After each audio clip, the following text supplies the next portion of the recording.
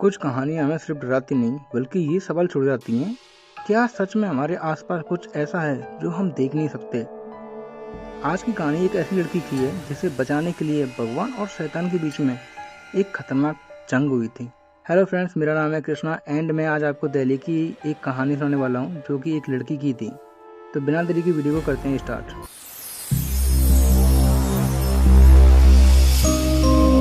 ये बात है साल 2012 की। दिल्ली के एक पुराने इलाके में एक परिवार रहता था। घर बहुत पुराना था, दीवारों पर दरारें, सीलन की बदबू और कोने में एक अजीब सी खामोशी थी। उस घर में रहती थी 17 साल की रिया। रिया बहुत ही अच्छी लड़की थी। उसे हंसना, गाना और दोस्तों के साथ समय बिताना बहुत ही अच्छा लगता था। लेकिन धीरे धीरे उसमें कुछ बदलने लगा। पहले उसने अकेले रहना शुरू किया, फिर वो अपने कमरे में घंटों तक बंद रहने लगी।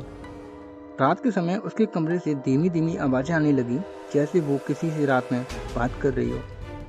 एक रात उसकी माँ ने दरवाजे के बाहर खड़े होकर सुना, रिया किसी से अजीब भाषा में बात कर रही है। डरते डरते रिया की माँ ने दरवाजा खोला, लेकिन अंदर रिया सिर्फ अकेली बैठी थी। माँ ने पूछा, तुम किससे बात कर रही हो? रिया धीरे धीरे उसकी तरफ मुड़ी और मुस्कुराते हुए बोली, वो मेरे दोस्त हैं, आपको नहीं दिखते। उसकी आंखों में रिया की माँ ने कुछ अजीब देखा, कुछ ऐसा जो पहले कभी नहीं देखा था। कई दिन बीतते गए और घर में अजीब घटना शुरू हो गई। रात को बर्तन अपने आप गिरने लगे, कभी टीवी अपने आप चालू हो जाता और कभी दरवाजा बिना हवा के अपने आप बंद होता और खुलता। रिया अब पहले जैसी नहीं रही थी। वो कम बोलती थी, लेकिन जब बोलती थी तो उसकी आवाज़ बदल जाती थी, कभी बहुत बारीक और कभी बहुत धीमी। एक रात लगभग 2 बजे अचानक जोर से कुछ गिरने की आवाज़ आई।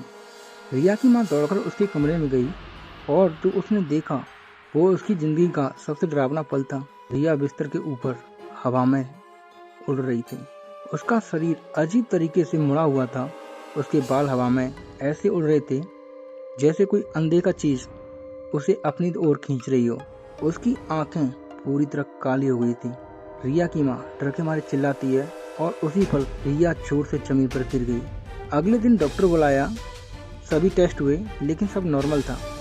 डॉक्टर ने कहा ये सिर्फ एक मानसिक समस्या हो सकती है, लेकिन माँ जानती थी ये कुछ और है। रिया अब अजीब अजीब शब्दों में बोलने लगी थी, कभी हंसती थी, कभी बिना वजह चिल्लाने लगती थी। ये सब बातें रिया की माँ के पड़ोसियों को पता चली। तभी एक पड़ोसी ने सलाह दी, किसी फादर को बुलाओ, ये मामला सामान्य नहीं है। पहले तो परिवार ने मना किया, लेकिन जब हालात और खराब हो गए तो उन्होंने मान लिया। एक फादर को बुलाया गया। रात का समय तय किया गया। कमरा पूरी तरह अंधेरे में था। जैसे ही फादर कमरे में एंटर हुए एंड रिया की आंखें अचानक खुल गई और उसने एक भारी डरावनी आवाज में कहा, तुम यहाँ क्यों आए हो?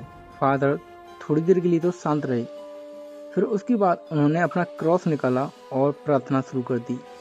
अचानक कमरे का दरवाजा जोर से बंद हो गया। खिड़कियां जोर जोर से हिलने लगी। कमरे की चीख हवा में उड़ने लगी। रिया जोर जोर से चिल्लाने लगी। उसका शरीर दीवार से टकराने लगा, लेकिन वो रो नहीं रही थी, वो हंस रही थी। एक ऐसी हंसी जो किसी भी इंसान के अंदर डर का माहौल पैदा कर दे।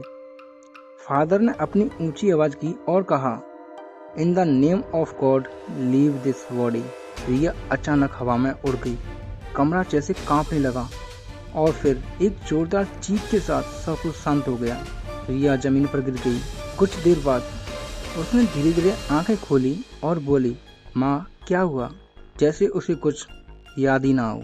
परिवार को लगा सब खत्म हो गया, लेकिन असली डर अभी बाकी था। अगली सुबह रिया की माँ जब कमरे में गई तो उसने दीवार पर कुछ लिखा हुआ देखा, वो भी खून से।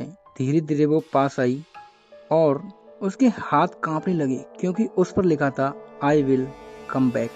रिया की माँ का दिल जोर जोर से धड़कने लगा। वो तुरंत रिया के पास गई और जैसे ही उसने उसका हाथ देखा, उसके हाथ पर भी ठीक वैसा ही निशान बना हुआ था जैसा किसी ने अंदर से उसे जलाकर लिख दिया हो। अब सवाल ये है, क्या वो चीज़ सच में चली गई या वो अभी भी उसी घर में है या फिर किसी सही वक्त का इंतजार कर रही है?